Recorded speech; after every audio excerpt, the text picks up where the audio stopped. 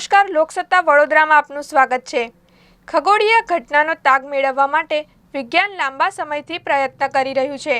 ખગોળ એક એવું પાસું છે જેની કોઈ સીમા નથી। અનંતકાળ સુધી પ્રયોગો કરવામાં આવશે તો પણ ખગોળીય ઘટનાનો તાગ મેળવી શકાય તેવી સ્થિતિ નથી। એમ પણ કહી શકાય કે જ્યાં માનવીની કલ્પનાનો અંત આવે છે ત્યાંથી ખગોળ વિજ્ઞાનની શરૂઆત થાય છે। ખગોળ વિજ્ઞાનમાં અત્યાધુનિક સંસાધનો માણસે જાતે જ વિકસાવ્યા છે।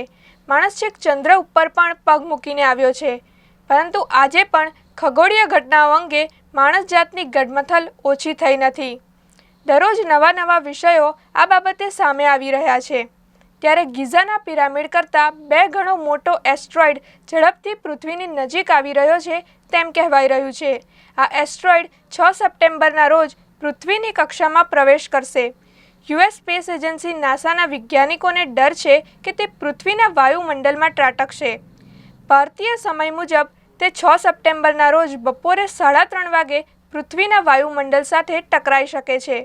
સેન્ટર ફોર નિયર અર્થ ઓબ્જેક્ટ્સના વૈજ્ઞાનિકોએ કહ્યું છે કે અન્ય એસ્ટ્રોઇડની જેમ આ પણ પૃથ્વીની ભ્રમણ કક્ષાએ થઈને જતો રહેશે। આનાથી પૃથ્વીને કોઈ ખતરો નથી, પરંતુ નાસાના વૈજ્ઞાનિકોને ખતરાની આશંકા છે।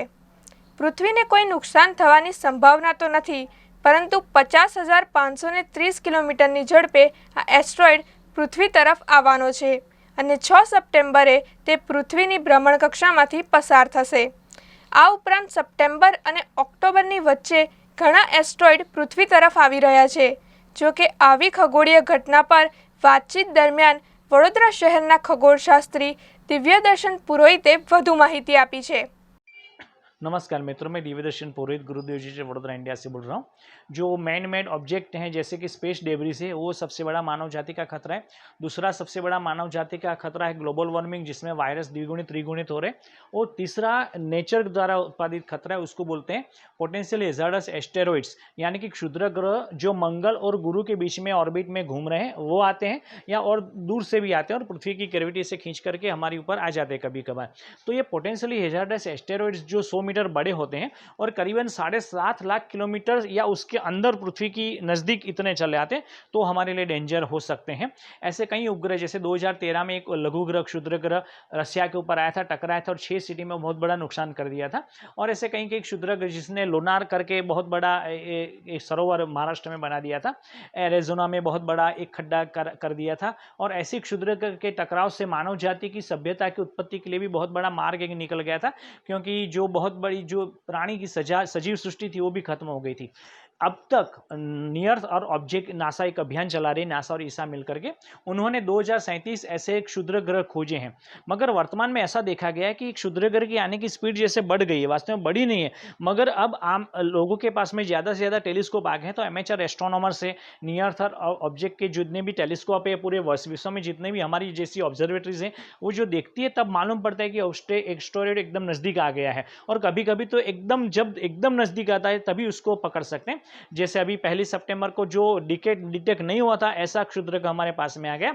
अभी 8 सितंबर के 36 मीटर बड़ा 36 मीटर बड़ा एक क्षुद्र ग्रह हमारे बहुत नज़दीक आ रहा है।